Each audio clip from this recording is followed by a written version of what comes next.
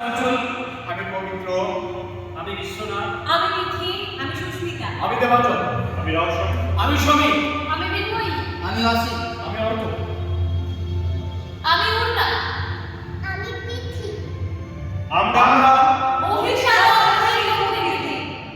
আগামীকাল ঠিক সন্ধ্যে 6:30টায় মধুসূদন মঞ্চে আমরা ভাবছি আমাদের নবতম প্রযোজনা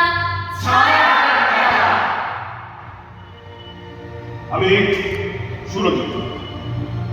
আগামীকাল ঠিক সন্ধ্যে 6:30টায় মধুসূদন মঞ্চে আপনারা দয়া করে সবাই আসবেন আমাদের নবতম প্রযোজনা ছায়ার খেলা।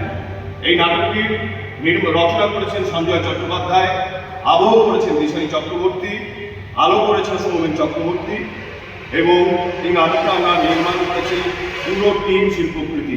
দয়া করে সবাই আসুন আগামীকাল সন্ধ্যে